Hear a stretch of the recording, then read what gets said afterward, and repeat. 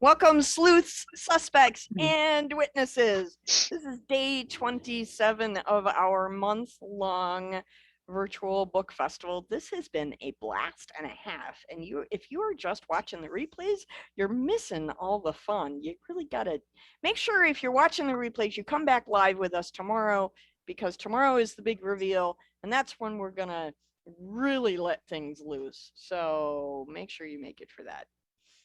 Tonight, as always, I'm going to try and keep us to an hour. Although, since tonight is last night for interrogations, I really absolutely make no promises. Tonight, Marianne Wieland has the spotlight. She's going to be reading from her book, Moments in Time.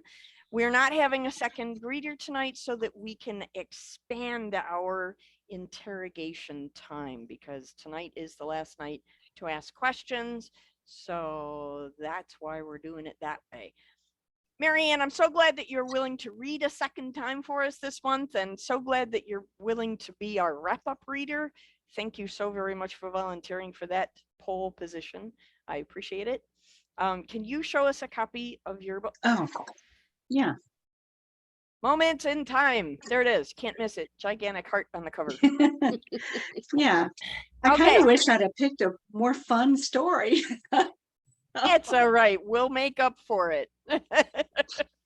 Okay, so I love this collection of short story because they're all just wonderfully tender and heart like grabbing kinds of stories. So Marianne, when you are ready, please take the microphone and read aloud. All righty. Can you hear me okay? Yep. Can you hear me? Okay. The ringing of the phone was starting to get on his nerves. Someone had called twice earlier without leaving a message, and the caller ID said name unavailable. He hated that. If someone wanted to talk to him bad enough to call, then they should at least have the decency to leave a message. And anyone that really knew him knew that he would be watching this game tonight. It was funny how the ringing phone didn't bother his wife. She carried her phone in her pocket and always answered it when it rang. She had a knack for knowing if the call was important or not. She had quite a gift with that, but then she had a lot of gifts. That's why he was still married to her after 30 years. And I think kindness was number one for him. Dang, his mind was wandering and he had missed an important play. And there goes that phone again. He picked it up. Same thing on the caller ID. He put the phone back down and put a cushion over it for good measure. I think you should answer it. The ring sounds like it could be someone who just needs a friend. Now? Really? Why now? He looked at her face and saw that she was very serious. He had a feeling maybe she was right. Hello, he said as cordially as possible. After all, they were interrupting the game. Silence. Strange. He could hear someone breathing. Again he spoke. Hello? He could hear a sniffling sound like whomever the caller was had a cold. His wife had wandered over, and she had a worried look on her face. He was about to hang up, thinking it was a prank call, but she stopped him. You need to keep trying. I think something is wrong. Then she turned the television off. He made a grab for the remote, but she kept it out of his reach and gestured that he should continue to try to communicate with the caller. I'm sorry for interrupting the game, said the caller. I know how important it is to you. Oh, hi, how are you? I was thinking about you earlier today.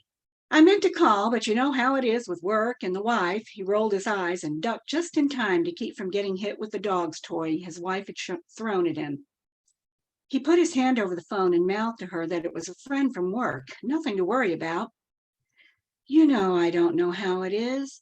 My wife left me 6 months ago, and today I got my pink slip at work, said the caller. So come Monday morning, I won't be in the cubicle next to you. It is the end of an era, the end of a lot of things. I am so sorry. I had no idea. Did you have any indication this was coming? His wife sat on the end of the sofa, still keeping the remote well away from him. I've missed a few assignments and shown up late a few times. Well, more than a few times. I guess it wasn't a total shock, but I thought I could pull out of the funk I'd been in before the big bosses noticed. He knew his friend had been struggling with the breakup of his marriage. They'd been married for 20 years, and his children were avoiding him as well. Hey, he said, looking at his wife for confirmation, how about coming over and watching the game here? We can have a blast rooting for the opposite teams. Come on, get your mind off things for a while. He heard his friend swallowing something, and it hit him that his friend's voice was a little slurred. Why didn't he notice that before? His bad feeling just got a little worse. I can't come over. I'm really calling only to say goodbye to one of the nicest friends and coworkers that I've ever had. You took me under your wing when I first came to work with you and covered for me more times than you should have had to, and when my work wasn't up to par. You're starting to scare me. How about if I come over there? My wife will send some of her famous trail mix, homemade. I know you love that. Please say goodbye to your wife for me and tell her that she's lucky to have you for a husband. What do you mean? Where are you going? Stop talking this way. It's not funny in the least. No, it's not. And I'm probably going to go to hell for it, but that's got to be better than this empty existence. The words were getting more slurred by the minute. Are you saying what I think you're saying? How much have you had to drink? Almost a fifth of vodka and several sleeping pills. And if that doesn't work, I've got a loaded gun waiting for the right moment. No, he jumped up. You can't do this. I have to call someone. I'll be right over. I'm going to call 911. I'll get you some help and stay with you as long as it takes.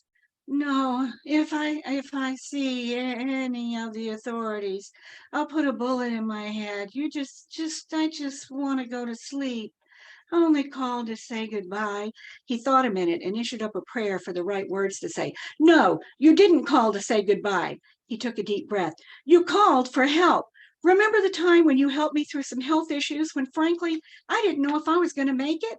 Then there was that time when the tree fell on our roof. You were the one to help me repair the damage. No one else showed up. And he was running out the door and gesturing to his wife to call for help. He squealed tires as he began to make the 15-minute drive to his friend's house. Are you still there? I'm on my way. We'll figure this out. I promise. Don't do anything else. He knew he had to keep him talking. How about the time when I was in the hospital and my wife was so sick? You came to sit with me during the procedure I was having. You knew I was nervous. Then you went to my house and brought soup and rolls so my wife would have something to eat. She was too weak to prepare anything for herself. You gave us both moral support when you didn't have to. You're a very worthwhile person. Please don't make me lose my friend. Please, I'm almost there. His friend's words were barely audible. I love you, man. Keep the faith. He screeched tires as he stopped in front of his friend's house. He heard nothing further on the phone, but he was afraid to hang up. Then he heard a gunshot that nearly deafened him. He dropped the phone and ran to the door. It was locked. He started banging on it without any response from his friend. Where was the help that was supposed to be there? He looked under the doormat. There was the key. He was afraid to enter, but he knew he had to for his friend. He called his name when he was in the house and slowly made his way to the bedroom. There was his friend lying across the bed. The gun was by his lifeless hand, but there was no blood, not anywhere. He felt for a pulse and found it was weak and rapid. He'd made it in time. His body sagged in relief. The police and ambulance arrived next, and as they tried to revive his friend, he thought back on the evening's events. Had he done enough? If it hadn't been for his wife, he would not have even taken the call. She'd been a blessing to him and to his friend, maybe saved his friend's life. As the paramedics rolled his friend out of the house, his friend's eyes opened and he reached out to him. I knew I called the right person. His voice was barely a whisper. I shot the gun so I wouldn't accidentally shoot anyone else. Thank you. I do need help, and you knew it. He closed his eyes as they loaded him into the ambulance. As the ambulance pulled away and he had answered all the questions from the authorities, he found his cell phone and called his wife. I got there in time. He's on the way to the hospital, and he was able to acknowledge that he needs help. I'll be there for him every step of the way. Thank you for making me answer the phone. I just had a feeling that it was important and that you would be able to help. Thank you for not arguing. You have earned the right to have the remote back. Now, let me tell you about the game. The end. Thank you. That's a very powerful story. Wow. Wow. Okay. Awesome. Awesome. Thank you, Marianne, for that really moving reading. Can you again Thank you. show us the cover Oh, of yes. the book? This is Moments in Time. Bring it a little bit closer. There you go. Moments in Time. Awesome. Mhm. Beautifully done. All right. It's time, you guys. It's time to get the last of the clues from our month-long mystery, which started out as the case of the missing manuscript and has now moved its way into the case of the assassinated author. Andrew Allen Smith, we discovered about halfway through the month, stole the sardonic manuscript that was missing. Then, for reasons we are only just now starting to piece together, he was assassinated. Who is the culprit? Why did they do the deed?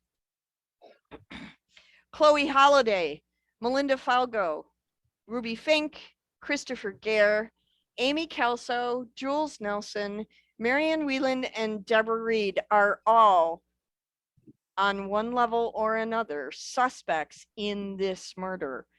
We need to figure out who did it and why. We may be visited by the specter of Andrew Allen Smith at some point this evening. I tried to reach him earlier in a seance. I did my best. I don't know if what I attempted worked. We may not hear from him. Just be open to the possibility and allow his spirit to infuse our conversation this evening, and maybe, just maybe, we will hear his voice. Until that time, it's time to open for questions. Who wants to begin? Anybody? I do. I'm here, and we're not infusing nothing. I ain't infusing you with anything. And don't be calling me no more. But there are a few things that I gotta say. That there police guy, Christopher, he never would have caught me. There was no way. He didn't know half of what was going on. But that's all right. And that poor reporter girl, I was kind of helping her along the way. She didn't even know, but I was hoping that she would expose all these frauds for who they are. And that there Chloe, I'd known about her for way too long, and it's kind of funny. So many times I took everything that she wanted out from under her, and she never had the ability to understand. So it's funny that being related to these Donians, it's hilarious, since I have accumulated more money in my life than the entire country of Sardonia has. So I hope that Christopher and all of you have fun spending my money and enjoying it. And you know, maybe Christopher can retire from all this, but in the end, it doesn't really matter. And as far as the library, hey, next time you got a priceless book, don't let anybody take it, and don't let history be rewritten. I'm out of here. Oh my gosh. Who knew? Who knew? I tried, Andrew. I tried to protect the book. I swear it. I was hoping for a couple of whispered words, but oh my gosh, the connectivity to his spirit was so strong. I'm completely mesmerized. The Amazed. amazing thing is, he never took a breath. Oh, He no, doesn't he's have to dead. breathe. He doesn't have to breathe now. He's dead. Okay, who would like to continue? Actually, I've got something. I mean, Go. Andrew basically said that we would never have caught him. The thing is that Deborah and I were on to him. We'd already uncovered that Andrew and Chloe were members of the Band of Thieves. We knew that they would offer a far better price than dealing with the royal family. We had the books. I mean, we were going to stand to make some money. I was going to get my promotion out of it. She was going to get her Pulitzer. So you guys had this all figured out. And we had Andrew in our sights. Mackenzie would like to know. Well done, Mackenzie. Mackenzie would like to know if there's a question in there. But nobody asked if we had a question. We just said, can we continue? Okay. Bite Fair that, enough. Mackenzie. I think it's, now we're going to, underneath Christopher's name, we're going to have a little plate made that says semantic boy. That's what we're going to put there. Awesome. Does anybody have any questions? Are there any loose ends that you'd like to know? Mark, go ahead. Okay, hopefully I didn't miss anything.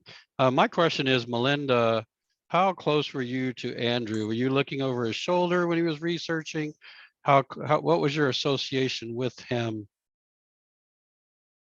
Well, we don't exchange Christmas cards, if that's what you mean by close. Uh-oh, she froze. She She's so froze. nervous. She just froze up. So nervous. But Wait, I mean, wait, start. You have to go back because you froze. Go back. I froze. Yeah. Yeah. cards. Let it go. Let it go. Sorry. Musical moment had to be done. You can tell they're related. I was saying, we're not Christmas card close, if that's what you're talking about. But as far as vicinity, we were all in the same place at the same time. Anybody could have done it, really. No, I'm talking about as far as the computer. Were you looking over his shoulder for information? Like the interest is what I'm talking about. Were you like hovering over him all the time? Now Were you you- froze. Were you stalking Andrew That's at what the I'm. Library? That's what we're that's- trying to Yeah, figure that's what I'm trying to figure out. out. Andrew's ghost says no two objects can occupy the same space. Simple physics. So was the question to me about stalking? Yes. Okay, Yes, because we- everybody froze. Yeah. Yeah. Were you stalking him? In other words, looking over the computer, what he was doing, and very interested, more so than other people. Personally, I really wouldn't prefer to be that close to Mr. Smith. He's creepy. Gotcha. Especially now that he's dead. Okay. Um, and he's right. He might be catching. Okay. Does anybody else have any questions? Do all of you feel as if you have figured this out? Amy? I know it's not me, obviously. Other than that, I No, have no it's not clue, her. to be honest. I can't believe all of you guys working to try to make money and sell stuff and kill people and hurt books. And I'm just so shocked by the whole thing. I can't even think straight. So I don't know. Just don't know. Just as an aside, Amy, if you ever run for library director, I'm voting for you. I think there's other Yes. people in the room who will vote against you. I don't know. Hopefully not. I think I'd make a great library director. I think Yes, Ruby thank should you. replace you. Yeah. I think it's interesting that both Andrew and Amy are invoking money as a driving force here. And maybe it is a motivation for a lot of people. But Andrew's a good case in point. You cannot take it with you. And at a certain point, money isn't everything. And I did have a plan for Andrew and the sardonic manuscript, but it wasn't murder. Mr. Smith's spirit interjects. He says, and Chloe's mergers are not for money? I know. I was Yeah, thinking, but- what's the pot but- calling but kettle black? At a Yeah. point, but at a point, money isn't everything. At a point, you have to move on and do something else. And actually, I was just about set to retire completely. And in fact, I was going to pen a series inspired by Das Gespenst or the Wraith. The Mysterious Cat Burglar to the Stars. And actually, it was going to be fantastic. Readers were going to be so impressed by my depth of research. And we probably But- would have been had this but- murder not happened. But at first, so I wasn't worried. I was at the top of the game. And so every time the blacksmith made a score, I thought, well, bless his heart. But it started to happen again and again. And it made zero sense that this Cheeto munching buffoon was getting the best bids. And he was showing up in the top 5 spots in the wire every week next to me. Well, And worse than that, the underground buzz was no longer about Dushka Spent, whose audacious and sophisticated heist had mesmerized the glitterati as well as law enforcement. But instead, they were talking about the blacksmith. Maybe he was named for his clunky, crude methods, but it just was mind-blowing. How was it possible that this man, with so many shorts in his wiring, could be so successful? But again, Andrew's spirit interjects. He says, too bad you never got to the private area of the wire. Well, and that was it. That was it. When I found out through a contact that Andrew was both a programmer and the founder of the wire, then it clicked. He'd not stolen those things honestly. He'd left a back door open. And it gave You him steal a something stolen, honestly. honestly. yeah. No, I mean, but it was cheating. No it honor wasn't among skill. thieves. Exactly, it wasn't skill. It was cheating. He left a back door open. He got early access to the postings. He was able to throw the best bids his way. And it I was don't know. It bad sounds timing. it sounds a lot to me like, Chloe, you're just trying to make up for lost opportunity and a little bit of buffoonery on your side that you weren't able to keep up with him. I mean, that's what it sounds like to me. Sounds Is like a this reti- what they call Yeah. alternative facts? Well, Say you again, know, Christopher. What? Is this what they call alternative facts? Well, No, Well, it you is know, a fact. Well, It is a you know- fact. He left the back door open. It is a fact that he was able to hijack the whole process. And, so it wasn't reasonable, and it was bad timing for me since I was going to launch this fiction series about the cat burglar.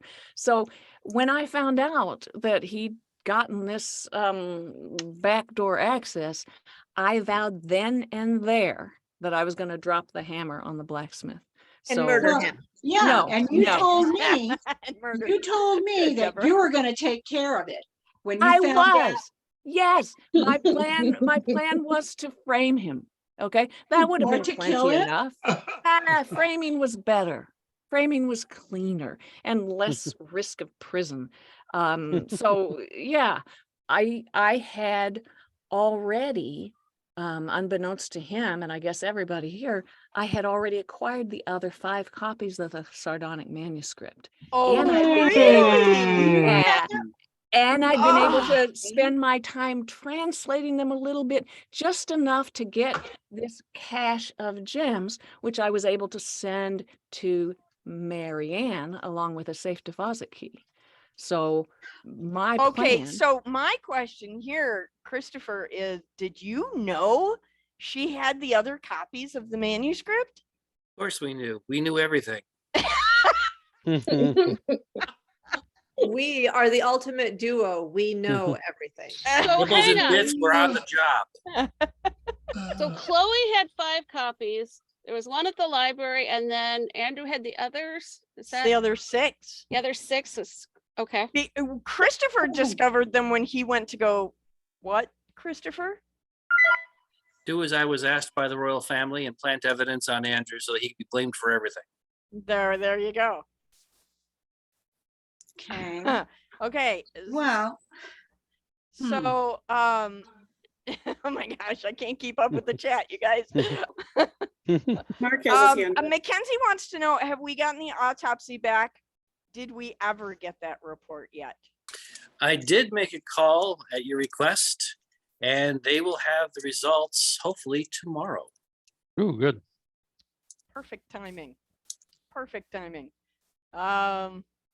Okay, does anybody else have any other Mark has questions? his hand up. Mark, go ahead. Sorry, it's dark in this room. No, go ahead, Um, Mark. So Chloe, you said that you were translating those copies. Are you planning on selling them for your retirement fund? No, I mean, the pocket watch alone was 23 million. Hello, how much money do you need? You know, Well, you're I'm retiring. You're good. retiring. You I'm need some more good. money. I am good. I mean, I've done this for years. Well, that's what I'm So saying. You need more money. no. So what are you no. gonna do with Kill them those out of books? sight, Yeah, that's what are all. you gonna do with the copies? Well, I was going to frame Andrew, get him Okay. out of the Ah. way. At And this people would point, stop Yes. talking about the blacksmith. what are you gonna do with the books now? I don't know.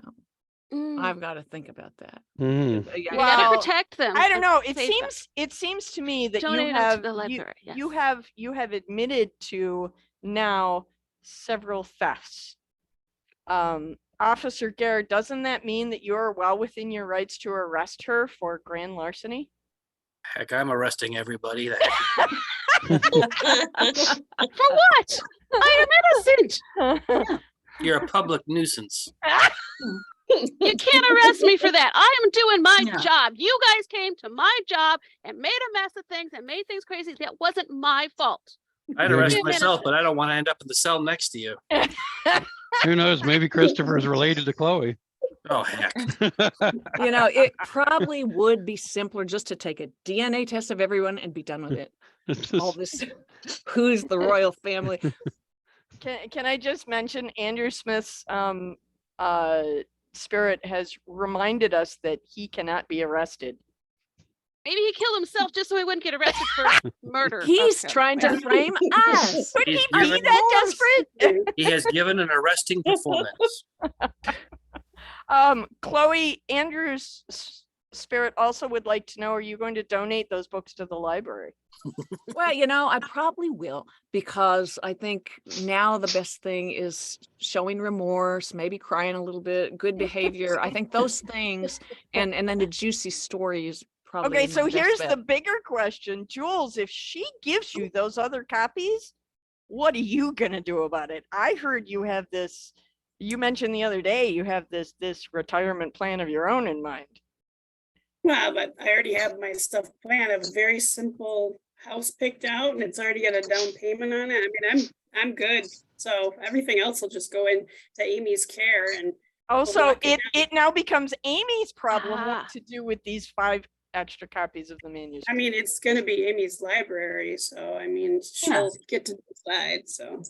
If Those she are needs a very retirement important to plan, the that's up library. her. Well, and maybe then if I give them back to Amy, she'll be a character witness and talk about how I was always quiet and respectful and did the right thing in the end. Yeah. That worked. Stole everything and killed Andrew, that's all. No. It was framing was good enough.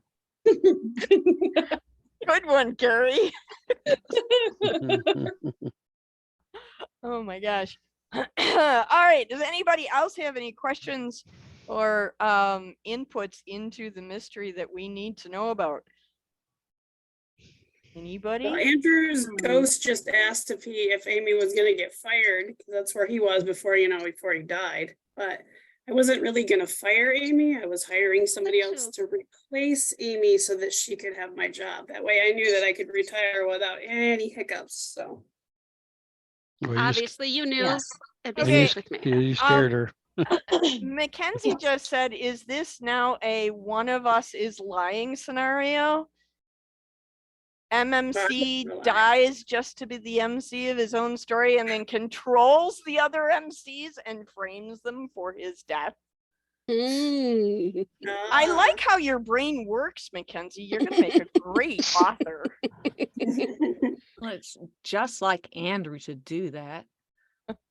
I think maybe only 7, Gary. Thank you very much. I would never lie. I don't think Melinda, where do you sit on all of this? I mean, you've been On my pretty, sofa. yeah. You've been pretty upfront with your intention with the book. How I am just trying to fill a hole in my life. I just want a family. Okay, so You here's, might want to look around and maybe rethink that. I've got this great plan. Okay, Chloe, you give me those other books. We'll get the 6 from Andrew and the other one. I will keep all of them at the library that I will be inheriting while Jules goes to get to retire. Melinda, I would let you look at the books in the reference section with me, watching very closely to make sure you don't take off, but you could use them all you want. Andrew wouldn't be around to make noise. Christopher and Deborah, you could have your story and your whatever, and you could move on, and everybody could leave my library, and just me and the books would be there and be happy, except for Melinda checking on it. I think this sounds great. We've But got it all Melinda's solved. going to be the princess. Melinda's going to be the princess of Sardonia. Well, But yeah. if- Well, then but she if could go be the Andrew princess. had shown up with all those other copies, he would have been crowned Oh. king. So, hey. Yeah, that's an interesting thought. Had he been able to sequester out those other copies before he was undone, Yeah. it could have been his ticket to foreverness. Um, That would have kept Melinda off the throne. I'm not sure she knew that or not. and Mackenzie wants to know, Melinda, if you've been adopted in the US, don't you already have a family? You're sounding mighty desperate here. They're dead. How? Of course they are, because yeah. Coincidence. Mere coincidence. How did they die? They stopped breathing. Was there That's- cinnamon that's involved? usually how it happens. Check the cinnamon container. So My is it adopted father Reeves- always told me, answer the question asked. Okay. How did they stop breathing? I imagine that they stopped in taking breath. That's how it usually goes. Expecting that or suddenly. They were old. They were old. They were past their expiration dates. Spoken like a Well- true psychopath. Yeah. Andrew's spirit just said that she had to hold them underwater to get them to stop breathing. Okay. Okay. So Well, I much- understand how she feels though, because I've always wanted a family. I was raised by my grandmother and now I have Amy. And Right. that just makes everything great. Amy's going to change everything and the library is going to be wonderful again and the cafe is going to flourish. Well, So- you have kind of been a library nut since the beginning of this with all these Yeah. events that you've scheduled, readings Does a and great job signings. with that. Yes. So the Well, I two of agree. you, it does sound like kismet here. Well, yeah. Well, I grew up, my grandmother was a librarian for 40 years, even though she had bars and sang and went all over the world. I was in that bar when I was growing up. Library. And I wish I had known Amy back then. Sorry, I had Freudian one too many. slip One there. too many. Just a Freudian slip there. Christopher, go ahead. Where was Andrew on the pecking order for the throne? Third. Third. Okay, so he was not a threat to Melinda for the throne. No, he was because He came the, before her. It was the king, yep, the crown ill. prince, right, Deborah? Go ahead, Deborah. You did this research. yep, the king was gravely ill, and then the prince had like schizophrenia and was like totally unfit and crazy and woohoo, kind of like Amy. And then so then it was Andrew next. And then Melinda was Yeah. the assumed missing link, right? So Melinda had Yes. already practiced killing her parents Yes, she was preparing. I mean, and you had gotta be motive prepared. to remove Andrew in order to get the throne. And it worked apparently.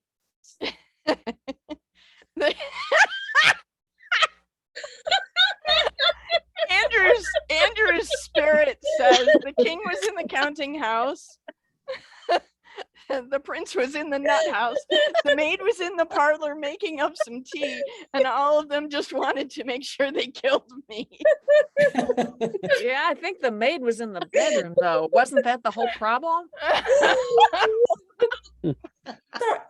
Sorry, how did Melinda kill? They weren't really her parents, because weren't her parents the king and the lady in But waiting?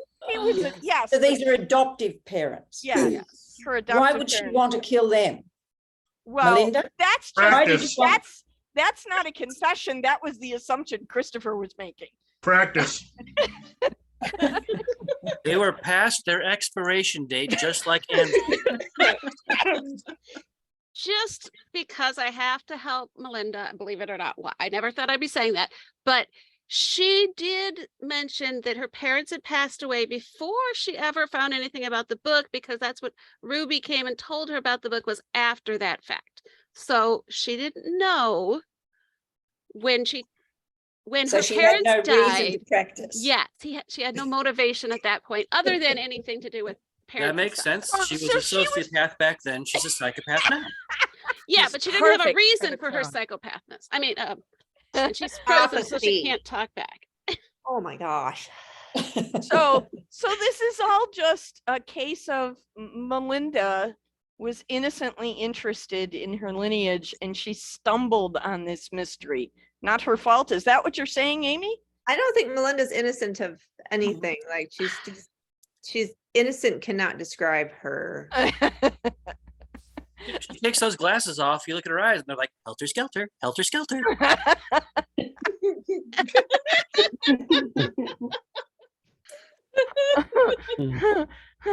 Okay, Amy suggested that we rename the library the Smythe Memorial Library. Yes. After our dear grandmother, me and Marianne's grandmother. Yes. Not after Mr. Smith, who died. That's a different name entirely. It's so. a different I mean, spelling. nothing against the Mm. ghost that hopefully will not haunt our library, but Well, as long as you're humble, that's all that matters. I mean, Yeah. you know, nothing like naming a library after you, but whatever. after my grandmother, Who's part of your family, and so you know you get your name. Like, yeah. Mhm. it is not my And- last and name isn't- because that would be anyway. Wouldn't that mean, Deborah? I mean, I haven't done the research, but wouldn't that mean if the library was named after their family, there would be a national endowment that went with that renaming? I think there might be. Hmm. Yes. I would. So we'd have more money to that, but- protect the books. No, don't say that, That's the because story you're Jules going won't with. leave. And Jules isn't Always. gonna retire if money's coming. And I have decided that I will let Andrew haunt the library because he says he'll just run around and say shh. Shh so Oh, he okay. can totally haunt the library. It'll be great. Uh-huh. Okay. We can okay, hang his so- picture so up in the Mark- lobby. Mark McGraw makes an interesting suggestion. Maybe someone wanted the insurance money. I'm curious, Mark, please tell us which insurance money you're thinking of. Andrew or the book. I mean, you know, 'cause I don't think Andrew's. anyone would pay out on And Andrew. well, if it's that expensive, I would think it would have insurance on it. I mean, honestly, but the other thing would be, you know, his regular insurance. So Mackenzie, you get points for vocabulary. So Amy, give Mackenzie points for vocabulary. Amy says, Yes. why not the Smited Smith's Memorial Library?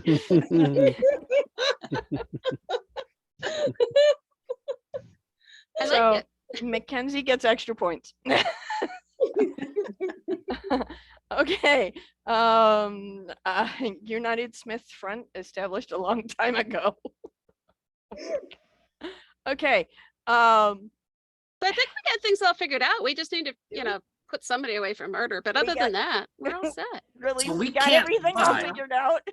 We can't lie, but we can answer a direct question. So, Melinda, were your parents poisoned?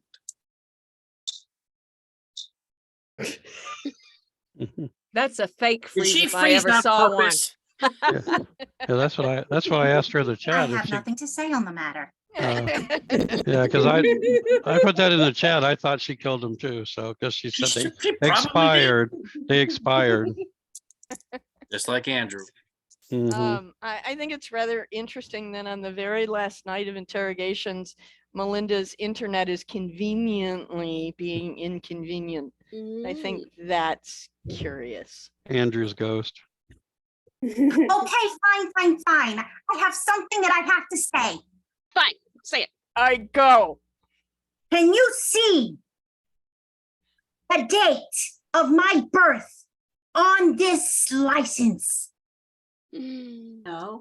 12, 11, I don't know. 1970. Oh, I thought it said And 1900. if you noticed, well, the sardonic manuscript genealogy only goes to 1964. Mm. Oh Gotcha. my goodness. So that's an interesting point, because if the sardonic manuscript only goes to 1964 and you were born after that, why would those manuscripts be so desired by the royal family? Why would they want them back? So there's some other illegitimate chick out there, not you? Maybe it's not Melissa. Maybe Belinda isn't the princess. Yeah. Maybe not. Marianne is really the princess. Can Oh, everyone that show would be your lovely. licenses, It please? can't be me because I would never do anything like that. Check in with their licenses. That's funny. I think mine was cuneiform. Very nice. Okay, we have time for one more question, and then we're gonna wrap this up. I just am curious. Yeah, Ruby has just been really quiet she today. has. And I'm Indeed. just wondering what you have to say for yourself and how you claim to be innocent of Andrew's murder. Ruby, before we put you on the spot, I need to tell you, Andrew's spirit has one last utterance. He says, "Why did Gary kill me?" Gary? Oh, wait. So, Ruby, your answer to Amy's question. I don't have to answer the Gary thing, right? Right. My only interest was in helping Melinda get to the throne. I really didn't know that Andrew was also in line for the throne, so I had no reason to kill him. Okay. That was annoying. Like, please. No, don't worry. Mackenzie, we're not doing this again. I got my own tarot cards, Andrew. Mackenzie, I love you, but I have my limits. It's a fab of lies. All right. You can't lie. Ladies and gentlemen, I think we have come to the end of our mystery. Andrew, please come back to us in the flesh now, pretty please. We have come to the end of our interrogation sessions. These are our suspects: Chloe Halliday, Melinda Falco, Ruby Fink, Christopher Gare, Amy Kelso, Jules Nelson, Marianne Wieland, Deborah Reed. Who did the deed? Who killed Andrew Allen Smith, and why? Make sure you go to our website to sling your accusations. There is a form on the mystery page of our website. Drop down in the menu, go to the mystery page, and fill out the accusation form and send it along. Make sure that it is received to me by noon tomorrow. That's noon on the 28th Eastern US time for it to be counted and valid. Yes, I know I have not updated my number count because you guys are just too overwhelming for me. Go back and watch the replays to get more notes before you submit your accusations if you're fuzzy on some things, Ruby. Okay, scavenger hunt. Thank you, Riddle Master Jacob Bullen. We have a scavenger hunt that we've been playing all month long as well. The answers to the riddles that are posted each day are found in the titles of the books. If you need to know what they are, go back to the replays and watch those. Again, there will not be riddles in tomorrow's door. The door will simply open to remind you how to find the riddles. The Dead Body of Fingerprints. Our chalk outline is getting really full. Andrew Allen Smith, 213. Deborah Reed, 209. Amy Kelso, 189. Ruby Fink, 135.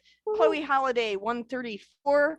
Jen Rinaldi, 126. Marianne Wieland, 118. Emma Palova, 118. Christopher Gare, 116. Mark Love, 111. Melinda Falgo, 110. Jennifer Rains, 102. Jules Nelson, also 102. And Mark McCraw, also 102. Our 5-finger discount hand leaderboard has Mandy Joe, Preethi, Jacob Bullen, Gary Floyd, and Dana Storino. We have amassed, we have amassed 633 pairs of eyes on our wonderments so far this month. We will not be collecting fingerprints in tomorrow's session because Diana doesn't do math like that. Okay, here we go. The witness ledger. For those of you who are interested in the reach of this festival, these are how many people came in every night. I am hoping that tomorrow I can present you with some numbers about replay views. That's my intention. We'll see how the math goes. All month long, we have shared astounding, incredible, wonderful stories with everyone. That is the focus of why I wanted to host this book festival, because we have an amazing community of authors who write incredible books. Go to our website at pagespromotions.com, look for the Virtual Book Festival Author Yearbook drop-down menu. There you will find all of the books and links to how you can learn more and order them. Please, if you've enjoyed the festival, if you've enjoyed the readings, consider putting some of those books on your TBR. It's time for the spinny wheel of happiness. As it has been every night, if you win, please send an email to me at diana@pagespromotions.com with your mailing address, and we will get those out. Tonight, Marianne is going to be giving away a copy of her book. Can you hold that up for me, Marianne? It's called Moments in Time. Awesome, awesome. And Andrew, I don't know how close these things are at your reach, but if you can you grab a copy of The Drifter and the Gift? We are going to also be giving away, there's a copy of The Drifter and the copy of The Gift. We will also be giving away a copy of those this evening. They will be a little bit delayed. I'm hoping to get you those copies by the first week of, probably by the first week of April. My intention is to contact all of the contributing authors and have them sign them. So there's going to be a little bit of logistics. I'm just going to like drive all around the state. and I'm going to reach as many authors as I can to get them signed. I may Come not up to the Uper. That makes it a $6,000 book. Yeah, yeah, it does. But I want to try and do it. So I need to get to the west side of the state for some other wonderful collaborative things Andrew and I are doing anyway. There are a bunch of you on the way. I will try to make it to the UP if the weather holds. We'll see what happens. This time of year. I will try to get as many contributing authors to sign those books as I possibly can. I make no promises about total signatures because people like Ruby live in different states. So if I can get FedEx to work in my favor, then we might make that happen. But I will do my best to get as many signatures as I can. But those books won't be to you by March 5th. It's just not. I'm not Santa Claus. I do not have magic reindeer. Hey, Diana? Yes, sir. Didn't you say tonight you were also going to release details about what the March month-long festival is going to be? Sitting at home reading all these books you want. Christopher, remind me the next time I see you to slap that little beard right off your face. Not happening. I am trying to cook something up fun for this summer, but as I told Mark Love earlier today, my intention is to take Wednesday, Thursday, and Friday and do nothing but read books. So if you see me online, tell me to get offline. All right, we're going to give away books. Let me pull up the spinning wheel of happiness. While I'm doing that, I asked Mackenzie, because she has been so incredibly amazing all month long. I asked her to offer our lightning round question, and she came up with the question, when did you know you wanted to be an author? I know that most of us wanted to write or were writing when we were children, but when did you know that you truly wanted to publish? That's the question of the evening. And we're going to start with Miss Kelso. 4th grade. I was in a writing contest. I won 2nd place. And since then, I've decided I'm going to be an author. It works for me. Yep. Marianne. Well, I've written most of my life, and I've written a bunch of plays and musicals, but I didn't think about having them published. So it was probably about 2015, I think, that it occurred to me to write My Heart for Jill. I wanted to open my own restaurant, but I didn't have the energy for it, so I just wrote about it in that book. Surrogate life plans, it works. Yeah, that's my do-over. Christopher, what about you? I actually wrote my first puppet play in 1st grade, and then everything graduated from that into short stories, into longer pieces. So it never even crossed my mind that I wasn't going to try and publish or be an author at some points. I mean, from that early on, I just knew that this is what I'm going to do. Very cool. Mandy Jo. From a pretty young age, I had originally wanted to be an author, and then that kind of went by the wayside for a bit due to kids. And then it came back around about 8 years ago. Awesome. Emma Palova, when did you know that you were going to publish? Probably in grade school when I won a short story contest, and then it went away. And then in 1999, when I was naturalized, people asked me to write up our story of immigration. So then I finally set out to actually be a published author. That's very cool. Preeti, what about you? In 2011, when I had about 100 poems. So then I thought, okay, let me publish. Very cool. Very cool. Dana Storino, when did you decide you were going to be a published person? The first book I wrote was in 6th grade. I wrote like this little middle grade book, and I hand wrote it and I stapled it together and I passed it around to all my friends to read. Nice. I like it. it. The birth of self-publishing. Yeah, pretty much. I was like, I'm gonna make my own book. And then unfortunately my dad kind of talked me out of it. Like, I loved writing, and he's like, writers don't make money. You need a stable job. So I kind of got detoured, and I did the television thing, whatever. And then the pandemic. And now here you are. And here I am, a published author. Pandemic hit, and I was like, I'm doing this. I don't care. And Awesome. I just did it. Awesome. Gabriel, when did you know that you wanted to publish? I would say 8th grade, when I was on the school newspaper. They liked that I had like at least one article per issue. Very fun. Probably. Very fun. Ruby, what about you? Honestly, I kind of ping pong between screenwriting and narrative writing, and publishing books came around first because you need a lot less money to get a book out there.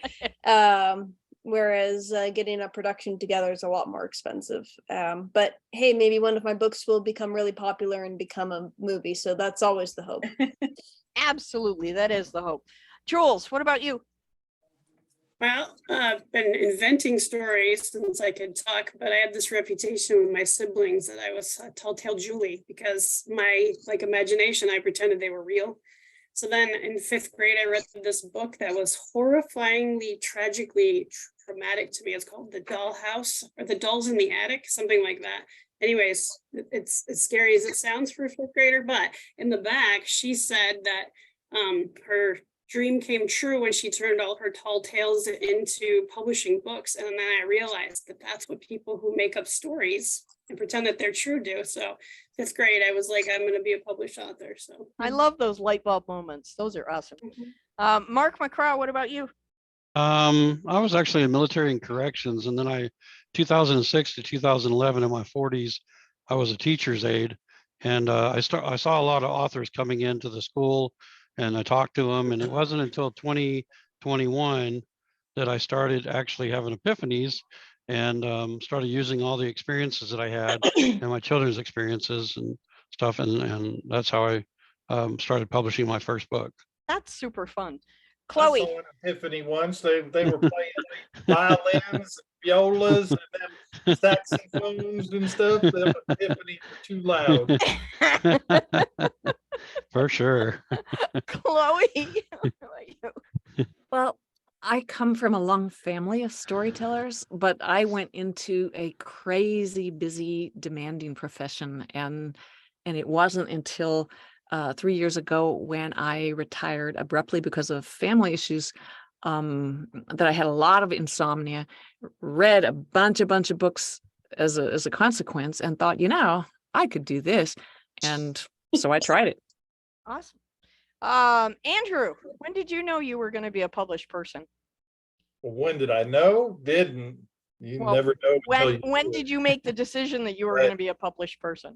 Gabriel and I both were hanging around 8th grade, although he's a whole lot younger than I am. But in 8th grade, I had stacked up a ton of short stories, and a friend of mine and I started doing, are you ready? Straight from my 8th grade, Karate Conquers All, the comic.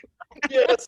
And we had Karate Conquers all over the place, and then made a bunch of comics and had fun. And then both of us began working on different stories. And I got about 3/4 way done with the novel, and life happened. Had to move again. Oh, well, it happens. Life intervenes when we make plans. But 2005 is when I published my first book. Awesome. Jen Rinaldi. Well, I got blindsided. I never thought I'd write a book. I'm an artist and sculptor, and I had a dream, and now I have 4 books under my belt, and the first one's been published. So very good. You never know. Well done. Donna Newman.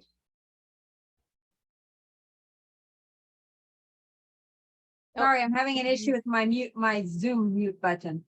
I always knew I was going to be a writer. I always said I wanted to be a writer, but then I second guessed myself and I didn't do it until somebody said, hey, you have time off. We're in a pandemic. Why don't you write that book? I think it's very cool that a pandemic allowed so much of us to be creative. That's pretty awesome. Jennifer Rains, what about you? Probably been woven through my life and got distracted by various things. When I was first teaching, I thought I'd write for the kids that I had. I was teaching non-English speaking background kids to speak English in Australia, and I thought I'd write things that would work for them. Again, in my professional career, I did a lot of non-fiction writing of reports and other educational stuff. So it was later that I thought, yes, I can do fiction. That's pretty awesome. Deborah Harris, what about you? I'm not a writer. You're not a writer person? Not See, yet. You've been here all month, so I just figure you're one of us. Gary, She still is. Gary, what about you? I would say probably about 3rd grade with my book, Me the Pastrami Sandwich, which I basically entertained people in my class with. And it was a lot of like wordplay, probably still available in my 3rd grade chicken scratch. Awesome. Melinda, when did you know you were going to be a published person? I pretty much have the same story as Dana, where I always wanted to be one. But then dad's like, yeah, okay, great. But what are you going to do for a real job? And in 2006, I was published in not 1, but 2 co-authored books for Harlequin with New York Times bestsellers. And I'm like, I can do this. And so I just kept writing, and in 2013 came out with my first full-length novel, 100% on my own, and it went on to be a New York Book Festival honoree. So that's extraordinary. Very, very cool. I love hearing everybody's histories. My first story I wrote in 7th grade with Drake's help. And I was not brave enough to publish until, let's see, Zachary was 5. So he was born in, I don't know. I can't do math. So when my son was 5, that's when I said, okay, it's time to actually put words on real paper and make them available to the masses. So that's my story. Mackenzie, you have been published in one of our anthologies, and I'm very curious to know if you have plans yourself to publish a full-length novel one day soon. I know she's typing frantically. She didn't know I was going to ask her.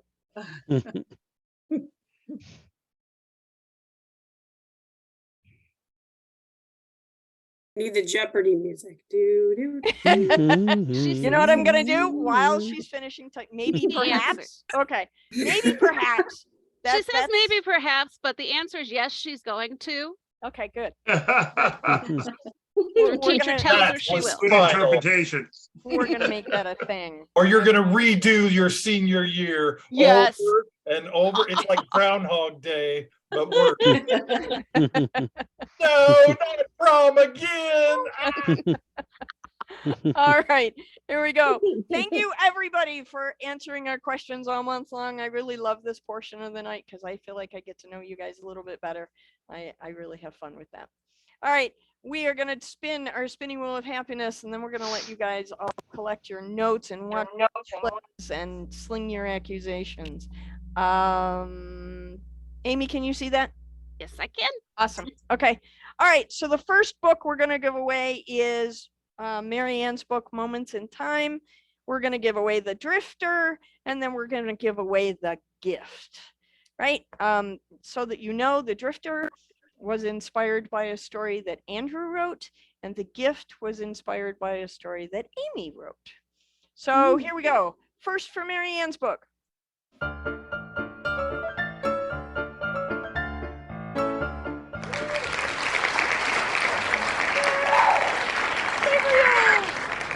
Okay, now for The Drifter.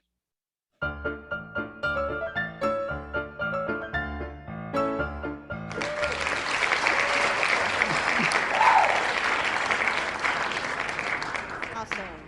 And one more time for The Gift. It's a gift.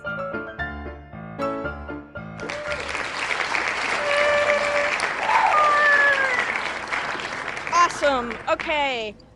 Thank you guys ever so much for playing our silly spinning wheel of happiness game and putting up with my lunacy all month long. That little wheel makes me so happy. It's just ridiculous. The small things in life, guys. If you want in the wheel tonight, please send me an email address to diana@pagespromotions.com with your mailing address so that we can get those books out to you. And again, just a reminder, The Drifter and The Gift will get to you probably in the first part of May, because I'm going to try and spend April traveling and meeting with everybody to get their signatures. And I think everybody should send you a mail and say, I won The Drifter. I took notes. Maybe. Okay, so before we go for the night, I want to remind you of something. 2 things. Don't forget, your accusations need to be slung and to me by noon tomorrow, and your riddle entry forms need to be completed and sent to me by noon tomorrow. You'll notice when you fill out the riddle form that if you don't have an answer in all of the forms and all of the boxes, it won't let you submit. So even if you think your answer may be incorrect, put something in each box or else it won't let you submit. To find out which books you get for free on the Riddle Master plan. Go back and watch the replays, and that's how you're going to find which ones you get for free. Amy, I see that your magic hand is raised in your window. Did you do that on purpose? It's been up for a while and I have no idea how I did it or how to put it down. So. Down at the bottom, you press that little emoticon thing at the bottom, and I thought it you were says high-fiving. hand. I thought you were high-fiving. Yay. Well, I was high-fiving you all. Great job, everybody.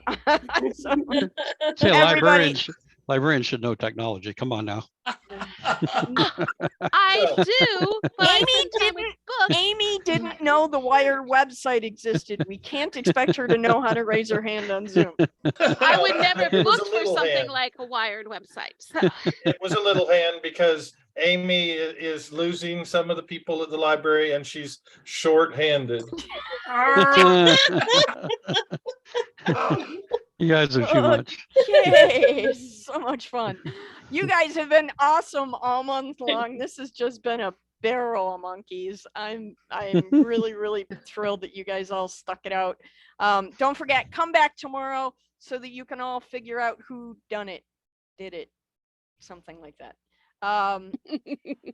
Andrew, do you have any parting words for me? Because I'm out of them. You're out of parting words? I don't know if I have any words. I'm supposed to be a ghost, but yeah, it's been a fun month. Everybody's been having a lot of fun, I think. And you know, well, if you have to stumble and I die from it, what a good way to go. It's the one way to get me to shut up, right? Yeah, even that didn't work though.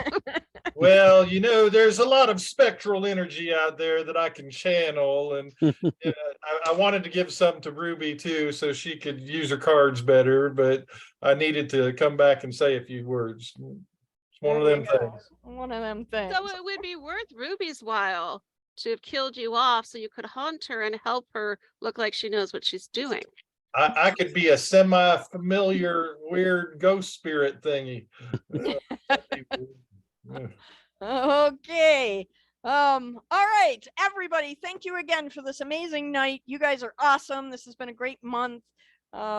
You've made my winter a whole lot better and my life as well. So thank you, everybody, for making me giggle every night. I appreciate it. Have a wonderful night, and we will see you tomorrow. Bicycle.